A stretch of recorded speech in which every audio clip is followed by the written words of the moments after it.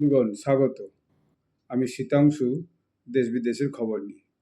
এই ভিডিওটি ভালো লাগলে লাইক শেয়ার করবেন এবং চ্যানেলটি সাবস্ক্রাইব করবেন। আজ একটা বিদেশের খবরই আলোচনা করব। দেশের খবর তো আপনারা অবিরত পাচ্ছেনই, টিভি খুললেই পাচ্ছেন। তো সেই বিদেশের খবরটা হচ্ছে, কালকে আমি খবরটা পেয়েছি স্টোরিটা, কিন্তু অন্যান্য অনেক স্টোরি থাকায় কালকার বিষয়টা আলোচনা করতে। তো আজকে হঠাৎ একটা বিশেষ নিউজ পেলাম, তো তখন ভাবলাম এটাকে নিয়ে আজকে একটা আলোচনা করে দিই। সেটা হচ্ছে যে ইংল্যান্ড, ইউনাইটেড কিংডম যেটা বলি, সে ইংল্যান্ডে একটা গতকাল কৃষকদের প্রোটেস্ট হয়েছে, ফার্মার্স প্রোটেস্ট। এবং কী জন্য না, সরকার ফার্মার্সদের উপর একটা ট্যাক্স চাপিয়েছে, সেই জন্য ফার্মার্স প্রোটেস্ট হয়েছে। তো আমি আজকে যখন সেই লেটেস্ট খবরটা পেলাম, যেটা এখনও পর্যন্ত হয়তো নিউজে এসেছে কিনা জানি না, আমি একবার হয়তো প্রথম আপনাদেরকে খবরটা দেব। সেটা হচ্ছে যে গত মঙ্গলবার দিন হচ্ছে রয়টার্স বলে যে একটা আছে, নিউজ চ্যানেল আছে লন্ডনের, ইংল্যান্ডের, সেটা দেখছিলাম। রয়টার্স সেখানে নিউজ করেছে যে thousands of British farmers protest against tractor tax on inheritance. Tractor tax একটা বসিয়েছে ইউকে গভর্নমেন্ট, সেই জন্য প্রোটেস্ট হচ্ছে। এখন মুশকিল কি, ওখানকার ইংল্যান্ডের প্রধানমন্ত্রী তিনি ছিলেন এখানে ব্রাজিলে, মিটিং করতে এসেছিলেন, আর ওখানে দেশের মধ্যে প্রচণ্ড অশান্তি চলছে। এমনিতে ওখানে বিভিন্ন বিষয় নিয়ে বহু কিছু গোলমাল বরাবর চলছেই, মানে বিভিন্ন, আমি তো নিউজগুলো রাখি, তো ফলে একটা সমস্যা চলছেই।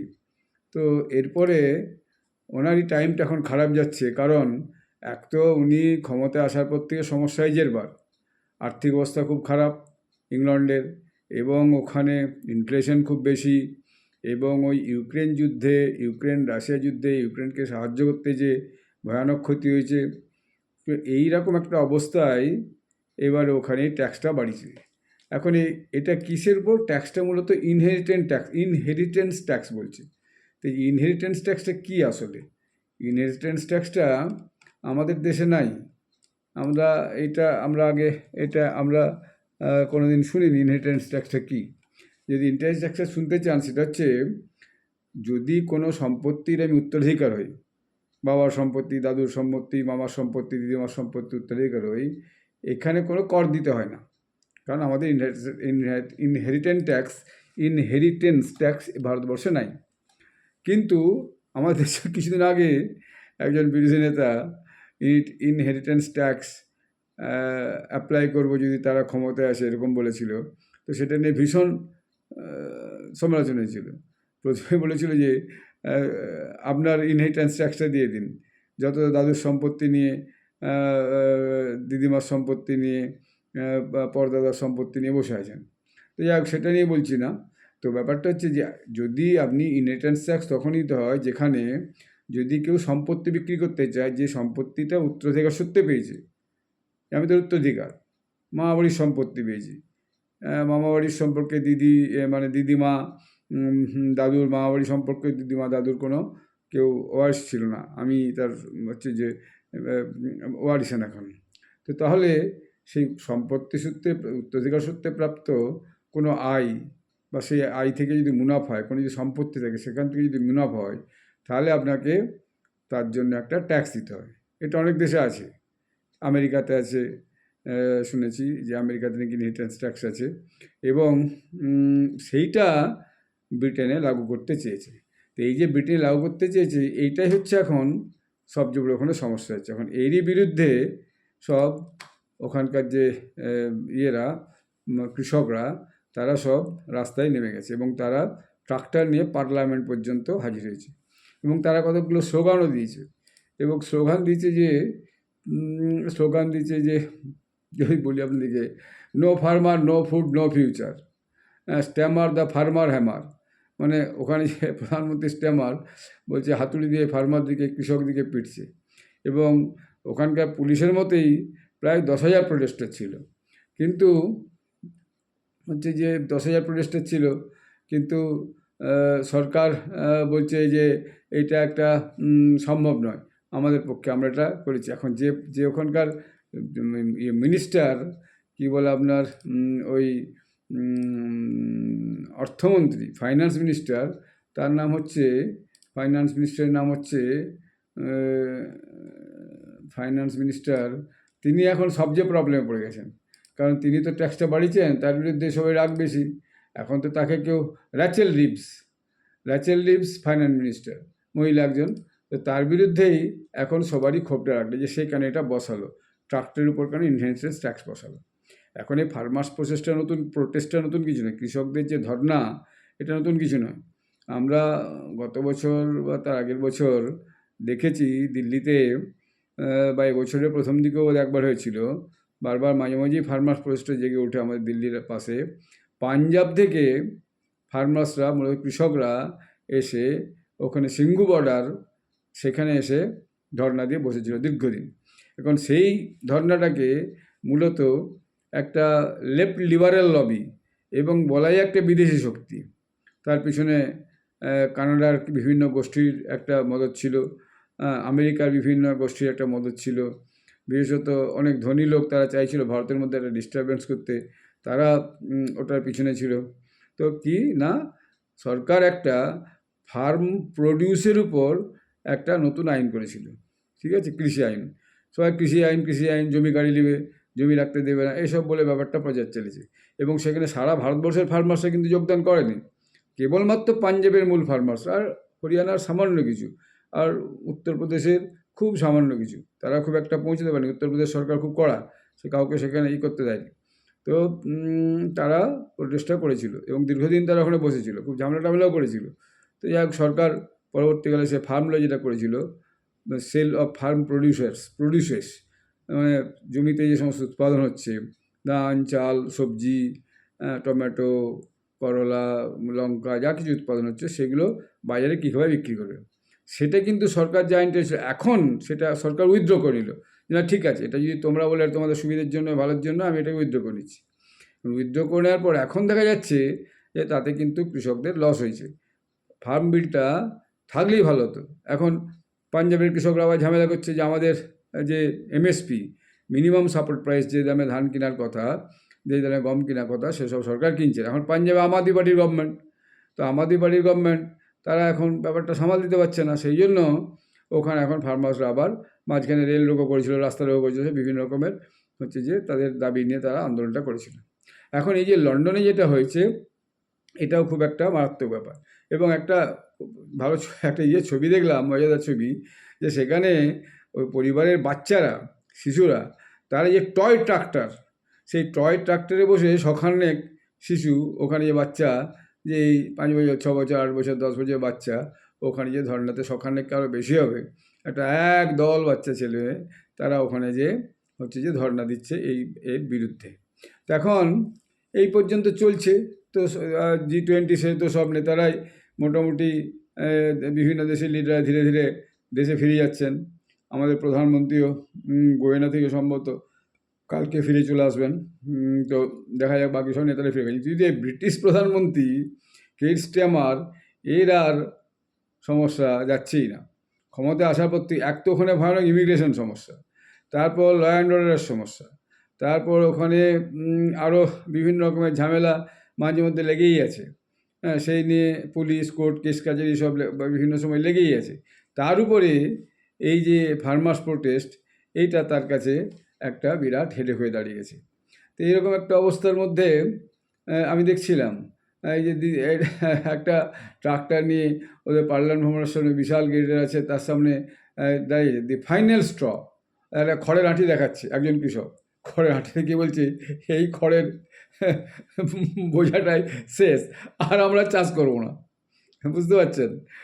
Final straw, no farmer no food, এই সমস্ত বড় বড় পোস্টার লাগিয়ে, ব্যানার লাগিয়ে, ট্রাক্টর লাগিয়ে তারা বেরিয়ে পড়েছে। এবং ছবিটাতে আবার যে ইংল্যান্ডের যে পতাকা, সে পতাকা উপরে লাগানো আছে, বিশাল বিশাল ট্রাক্টর, সেই যেমন এই যুদ্ধের জন্য যে ইয়েগুলো যায়, ট্যাঙ্ক ফ্যাঙ্ক যায়, সেরকম টাইপের ট্রাক্টর, বিশাল বিশাল হচ্ছে যে চাকা। আমাদের এখানে চাকাগুলো মনে হয় এর থেকে ছোটো কিনা কে জানে।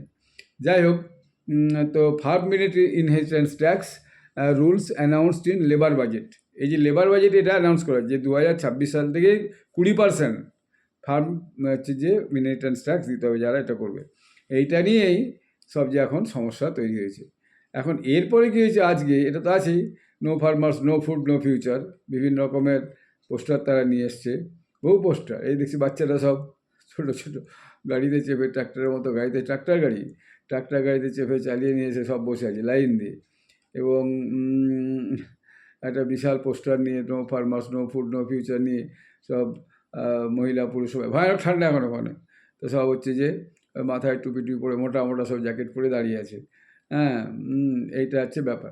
এর সঙ্গে যে খবরটা যোগ দিয়েছে সেইটা হচ্ছে যে এই মুহূর্তে খবর এলো এই আজকে বিকেল থেকে, যে ওই যে ফাইন্যান্স মিনিস্টার যে র্যাচেল রিভস, এই র্যাচেল রিভস যে মন্ত্রী হয়েছে, সে তার যে বায়োডাটা ভোটে দাঁড়াবার সময় বা মন্ত্রী হওয়ার সময় সেই বায়োডাটাতে সে ভুল দিয়েছিল। সে লিখেছিল যে সে রিভা has previously said she worked as an economist at Halifax bank of Scotland, HBOS, সেখানে সে কাজ করেছিল একজন ইকোনমিস্ট হিসাবে।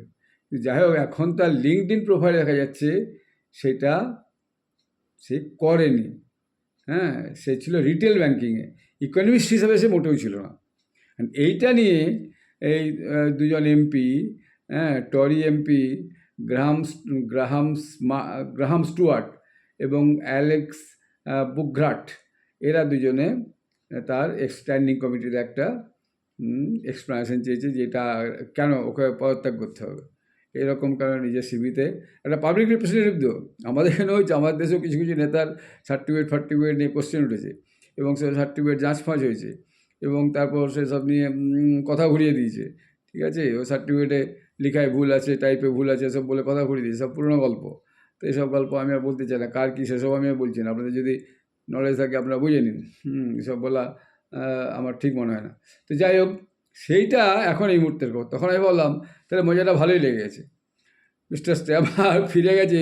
তার এই 3-4টে সমস্যা, এক তো হচ্ছে যে ইমিগ্রেশন সমস্যা, এক তো হচ্ছে ল অ্যান্ড অর্ডার সমস্যা, তারপর হচ্ছে কি যে এখনও ফার্মার প্রোটেস্ট শুরু হয়েছে, তারপর হচ্ছে তার যে ফাইনান্স মিনিস্টার র্যাচেল রিভস, সে বলছে যে সে সে ভুল তথ্য দিয়ে পার্লামেন্টে এবং সে মন্ত্রী বলেছে এবং ফাইন্যান্স মিনিস্টার বলেছে, এবং সেই আবার ট্যাক্সটা বাড়িয়েছে, এই যে কৃষকদের উপর ট্যাক্স, ইনহেরিটেন্স ট্যাক্স, সেটা সেই বাড়িয়েছে। তো এতে ফার্মার্সদের একটা ভয়ানক রাগ হয়েছে। তো বিভিন্ন ফার্মার্সরা বিভিন্ন বক্তব্য রেখেছে, যেটা কেন হবে, এটা এরকম হবে না। কেউ বলছে আমি 500 বছর ধরে আমার চাষ করছি, আমার কেন জমি নিয়ে নেওয়া হবে। কেউ বলছে যে আমি আমার ছেলেপুলেদিকে এইগুলো দিয়ে যেতে চাই। সমস্ত নিউজ চ্যানেল নিউজ করেছে, আল জাজিরা করেছে, রয়টার্স করেছে, BBC করেছে, কেউ বাদ দেয়নি।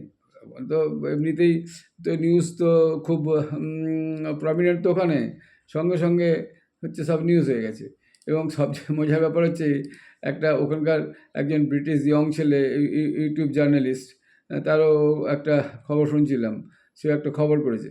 সেই খবরটা হচ্ছে, সে বলতে চাইছে যে সে হেডিং দিয়েছে তার টিভি নিউজে যে লাইং লেবার লুনাটিক্স, যে লেবার পার্টির লোকজন তারা মিথ্যে কথা বলছে, ওইটাই নিয়ে বলেছে আর কি।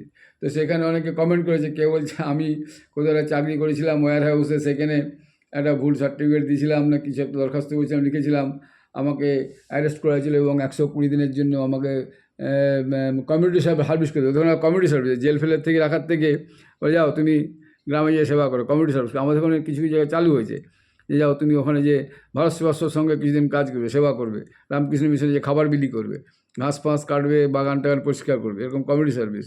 বলছে তার হচ্ছে যে ম্যাক্সিমাম হচ্ছে যে ইয়ে হওয়া উচিত, কী বলে, ম্যাক্সিমাম পানিশমেন্ট হওয়া উচিত।